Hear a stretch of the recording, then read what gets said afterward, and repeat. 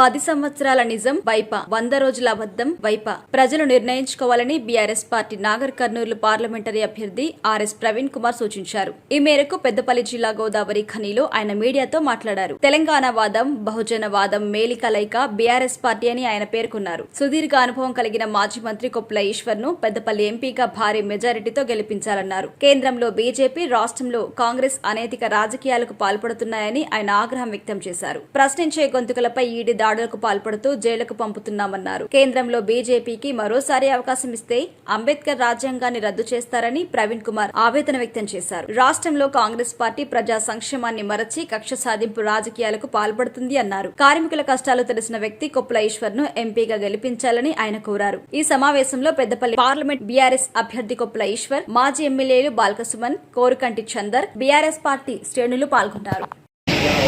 మరి పెద్దలు కేసీఆర్ గారి మార్గదర్శనంలో, నాయకత్వంలో తెలంగాణలో 10 సంవత్సరాల పాటు జరిగిన అభివృద్ధి ఒకవైపు, మరో 10 సంవత్సరాల అభివృద్ధి ఒకవైపు, మరోవైపు 100 రోజుల లోపలనే జరిగిన మాటల గారడి ఇంకొక వైపు. ఇలా 10 సంవత్సరాల నిజం వైపు తెలంగాణ ప్రజలు ఉంటారా, లేకపోతే 100 రోజుల అబద్ధం వైపు తెలంగాణ ప్రజలు ఉంటారా అనేది ఇలా తెలంగాణ ప్రజలు నిర్ణయించుకోవాలి. నిజం వైపు మనం ఓట్లేస్తామా, అబద్ధం వైపు ఓట్లేస్తామా? గ్యారంటీలు గారడీలు ఒకవైపు, ఇంకొక వైపు ఏమో గొప్ప గొప్ప పథకాలు. మరి అటువైపు వేస్తారా, ఇటువైపు వేస్తారా అనేది మరొకసారి తెలంగాణ ప్రజలు చూసుకోవాలి. అదే విధంగా మరి భారతదేశం ఇలా తీవ్రమైన ప్రమాదం ఉన్నది. సుమన్ గారు వారి ప్రసంగంలో చాలా క్లియర్ గా చెప్పింది. నిజానికి ఈ రోజు రాజ్యాంగాన్ని ప్రమాదంలో నెట్టింది బీజేపీ ప్రభుత్వం.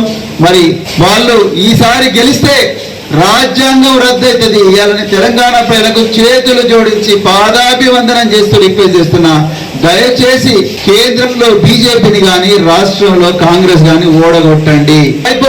నరేంద్ర మోడీ గారు బడే బాయ్, రేవంత్ రెడ్డి గారు చోటే బాయ్ లాగా ఇక్కడ రాష్ట్రంలో కాంగ్రెస్ ప్రభుత్వం కూడా ఒకవైపు రాహుల్ గాంధీ, ఇంతకుముందు సుమన్ గారు చాలా చక్కగా చెప్పారు, ఒకవైపు రాహుల్ గాంధీ ఏమో అరవింద్ కేజ్రీవాల్ అరెస్ట్ ను ఖండిస్తారు, ఇంకోవైపు ఇక్కడ రేవంత్ రెడ్డి గారు ఏమో దాని మీద సైలెంట్ గా ఉంటారు. దీన్ని అర్థం ఎట్లా చేసుకోవాలి అంటే, మీరు ఆడుతున్నది గేమ్ కాదా? అసలు మీరు నిజంగా చెప్పాలంటే బీజేపీ, కాంగ్రెస్ రెండు కూడా ఒక స్క్రిప్ట్ ప్రకారమే ఇక్కడ డ్రామా ఆడుతున్నాయి, ఇంకొకటి కాదు. అందుకొరకే తెలంగాణ ప్రయోజనాల కోసం, భారత రాజ్యాంగాన్ని రక్షించుకోవడం కోసం, ఈ దేశంలో పుట్టబోయే బిడ్డల బంగారు భవిష్యత్తు కోసం భారత రాష్ట్ర సమితికి ఓటేయాల్సిన అవసరం ఉన్నది. ఈ లౌకికవాదం రక్షించుకోవడం కోసం, జీవించే హక్కు కోసం, మనకు రాజ్యాంగం ఇచ్చిన ఫలాలు అనుభవించడం కోసం మనం భారత రాష్ట్ర సమితికి ఓటేయాల్సిన అవసరం ఉన్నది. అందుకొరకే ఈసారి తెలంగాణ ప్రజలు వీళ్ళు ఇచ్చే ఆర్టిఫిషియల్ హైప్, లేకపోతే యూట్యూబ్లో కానీ, లేకపోతే మీడియా వేదికగా కానీ చేస్తున్న ఈ అసత్య ప్రచారాలు ఏవవుతున్నాయో ఆ ప్రచారాలను నమ్మకుండా మరి నిజం వైపు ఓటేసి భారత రాష్ట్ర సమితిని గెలిపించాల్సిందిగా నేను కోరుకుంటా. అదేవిధంగా రైతాంగం చాలా చాలా దయనీయమైన పరిస్థితిలో బతుకుతా ఉన్నది. పేద ప్రజలు వాళ్ళ బాధలు ఎవరికి చెప్పుకోవాలో తెలుస్తలేదు. నిన్నటికి నిన్న ఎక్సైజ్ కానిస్టేబుల్ 617 మంది ఎల్బీ స్టేడియంలో ముఖ్యమంత్రి రేవంత్ రెడ్డి గారు స్వయానా వాళ్లకు నియామక పత్రాలు ఇచ్చినప్పటికీ కూడా 2 నెలలైంది, వాళ్ళకి ఇంతవరకు పోస్టింగ్లు ఇవ్వలేదు, ట్రైనింగ్ కు పంపించలేదు. వీళ్ళు ఎవరికి పోయి చెప్పుకోవాలి? ఎక్సైజ్ శాఖ మంత్రి జూపల్లి కృష్ణారావు పోయి చెప్పుకుంటే నాకు తెలియదు, ప్రభుత్వాన్ని అడగండి అంటాడు.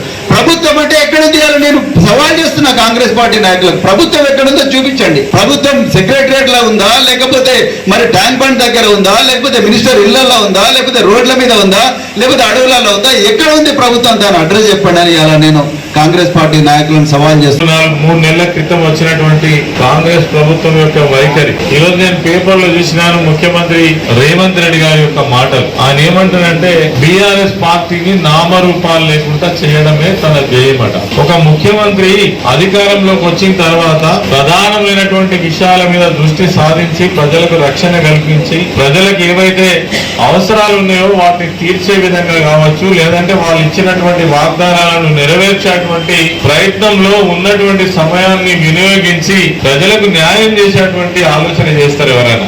కానీ వీళ్ళ వైఖరి చూస్తే ఎట్లా ఉన్నది అంటే దాని మీద లేదు దృష్టి. ఒకవైపు రాష్ట్రం అంతా అల్లకల్లోలం అవుతున్నటువంటి సంగతి మనకు తెలుసు, మరి వాటి మీద దృష్టి లేదు. ఉద్యోగాల నోటిఫికేషన్ రిలీజ్ చేయండి, ఎన్ని ఉద్యోగస్తులో చెప్పండి, అది మాట్లాడకుండా ఒకవైపు రైతులు ఇంత కోసపడుతుంటే మాట్లాడకుండా, మరి ఈ రోజు అతి తక్కువ సమయంలో ఘోరంగా ఫెయిల్ అయినటువంటి విఫలమైనటువంటి ఒక ప్రభుత్వం ఈ దేశంలో ఏదైనా ఉన్నది అని అంటే అది రేవంత్ రెడ్డి ప్రభుత్వం అని మాత్రం ఖచ్చితంగా చెప్పచ్చు. రైతులకు అండదండలు అందించాలనే ఉద్దేశంతో 36 గంటల నిరసన దీక్ష పెద్దపల్లి జిల్లా కేంద్రంలో మరి 30వ తారీఖు రోజు చేపట్టబోతా ఉన్నాం.